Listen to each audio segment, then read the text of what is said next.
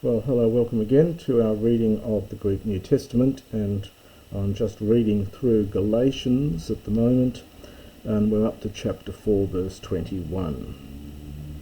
And this is another one of Paul's allegorical stories and interpretations from the Old Testament. This was quite a common practice both in Judaism and early Christianity, was to take various Old Testament stories and allegorize them in a Christian way. So this is the allegory of Hagar and Sarah, who of course you'll recall were the two women that by whom Abraham had children. Legete moi hoi hyponomon thelon tesenai ton nomon uk akuete. So again, we have these rhetorical questions that Paul is fond of asking. So he says, tell me, those wishing to be hupo under the law, so you lot who wish to be under the law, do you not hear, that is, listen to, the law? Gegraptai ga hoti Abraham duo huiusesken. Hina ektes paidiskes kai hina ektes eleutheras. For it is written that Abraham Esken, now Esken is the heiress from Echo, had two sons. Hina ektes paidiskes, one by means of a paidiskes. This is a servant girl. We could translate it as concubine, but it's not really the meaning of it here. And one by a eleutheras, by a free woman. Alahomin ektes paidiskes katasaka genetai, hode ektes eleutheras di evangelias. And this refers to the children here. So one son was from the servant woman, was born. This is perfect from gen nao, double nu, to begat. So one son was begotten according to the flesh from the servant girl. Hode, but the other son, understand, was born as a result of freedom. From the free woman, di evangelias, through the promise, by means of the promise. Hartina estin allegorumena. These are the things which are allegories. The verb here is, it's agoruo is the verb, to speak, and the al means in another way. So the story is told in one way, and an allegory is when you interpret it or tell it in a totally different way.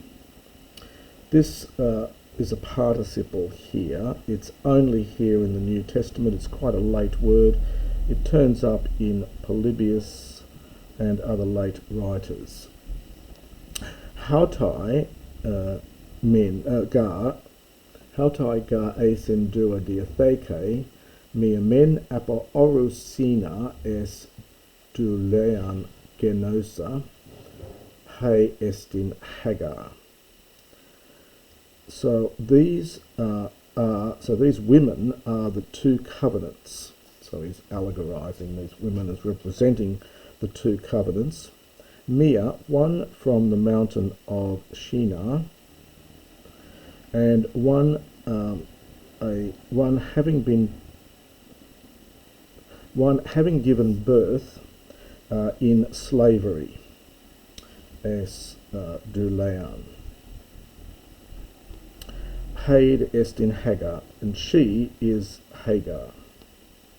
Tode Hagar sina pros oros estin en te Arabia, sustoike de te nun hierosulame, duluo ga metaton technonautes.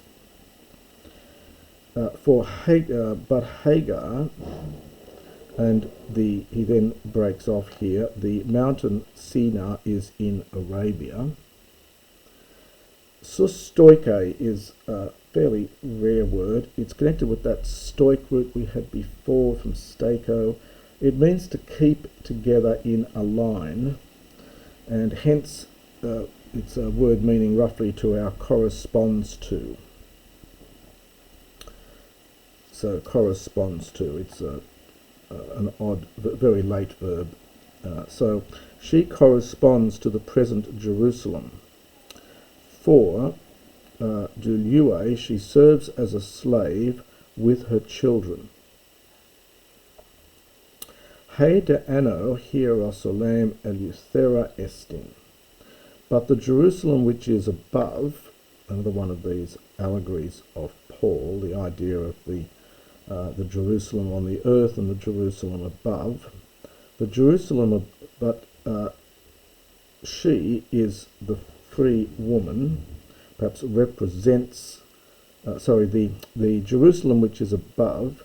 The estin here, it literally is a free woman, so perhaps represents or stands for a free woman, might be a good translation here.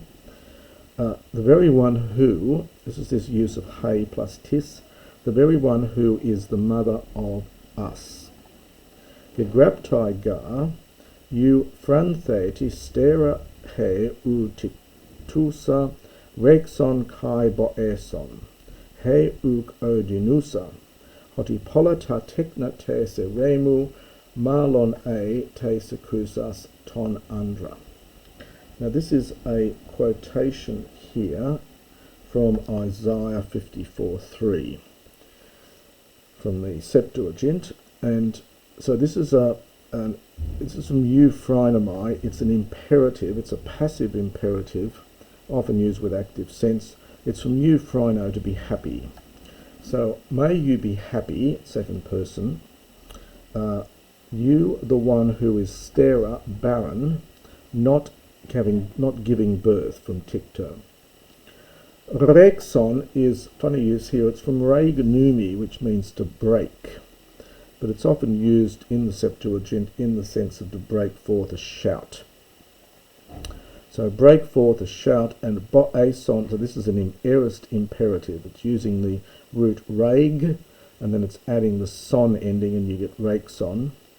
And boason is another aorist imperative from boao. So break forth a cry and shout. You, the one not odinusa, is experiencing birth pangs.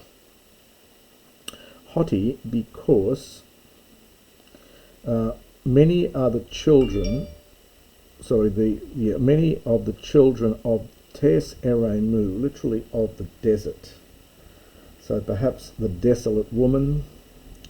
They are more than the woman who has the husband.